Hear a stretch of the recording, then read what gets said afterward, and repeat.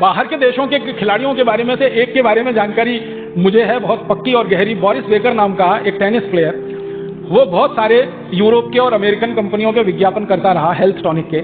एक बार Boris Becker को पूछा गया कि आपकी जो सर्विस करते हो टेनिस में, आप जानते हैं बॉल को रैकेट से मारना है तो बहुत तेज स्पीड से जाती है, तो उसकी स्पीड कितनी है? तो उसने कहा 135 किलोमीटर घंटे की स्पीड है। माने भारत में राजधानी जिस गति से जाती है उस गति से बोरिस बेकर बॉल मारता है टेनिस के रैकेट से। तो पूछा गया कि ये ताकत कहां से आई है? तो उसने कहा केले में से आई है। बोरिस बेकर ने ऐसा जवाब दिया कि केले में से आई है। तो जो पूछने वाला पत्रकार था उसने कहा क्या बोला? उसने कहा केले में से आई है, मैं बचपन से केला खाता हूं। और बोरिस बेकर ने बताया कि जब भी टेनिस का मैच में खेलने के लिए जाता हूं तो ढेर सारे केले भर के मेरे बैग में रख के लेके जाता हूं। मैच जब चलता है टेनिस का तो आप जानते हैं कोर्ट चेंज होता है हमेशा, एक बार इस कोर्ट से खेलेंगे दूसरी बार, तो वो कहता है कि कोर्ट चेंज करने का समय उतने में मैं 2 केले खा लेता हूं, फिर खेलता हूं, फिर 2 केले खा लेता हूं, फिर खेलता हूं, फिर 2 केले खा लेता हूं। उन्होंने कहा ये ताकत तो केले में से आई है। तो फिर उसको कहा गया कि फिर वो विज्ञापन जो करते हो आप हेल्थ टॉनिक्स का, उसने कहा वो तो पैसे के लिए करता हूं, खाने के लिए थोड़ी करता हूं। केला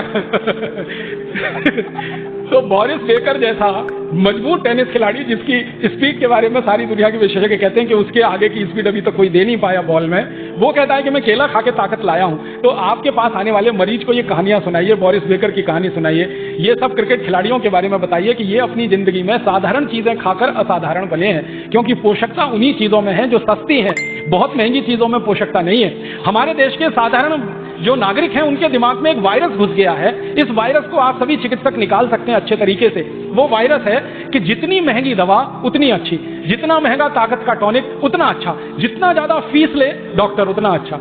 ये गलत एक वायरस घुस गया हमारे देश के नागरिकों के मन कि ज्यादा फीस ले रहा है तो अच्छा डॉक्टर है, खूब दवाएं लिख रहा है, एक छोटी बीमारी के लिए 15-16 दवाएं लिख रहा है तो बहुत अच्छा डॉक्टर है, फिर ऊपर से इंजेक्शन ठोक दे तो और अच्छा डॉक्टर है।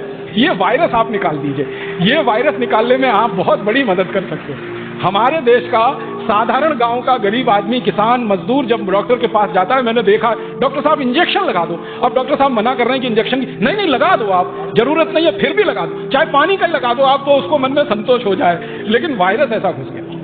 मेरी आपसे विनम्र प्रार्थना है कि मरीजों को आप सिर्फ चिकित्सा दे रहे हैं इतना ही नहीं है, मरीजों को थोड़ी शिक्षा भी दे दीजिए, उनको एजुकेट भी कर दीजिए तो बहुत बड़ा काम हो जाए। मुझे भारत में कई बार ऐसा लगता है कि भारत के मरीजों को चिकित्सा सेवाओं की जितनी जरूरत है उससे कई गुना ज्यादा हमारे देश के मरीजों को, साधारण नागरिकों को शिक्षा की जरूरत है, हेल्थ एजुकेशन की जरूरत है। हेल्थ फैसिलिटीज तो काफी कुछ हो गई हैं अब इस देश में, बहुत सारे चिकित्सालय हैं, बहुत सारे डॉक्टर हैं, बहुत सारी दवा की दुकानें हैं, लेकिन हेल्थ एजुकेशन के नाम पर इस देश में बड़ा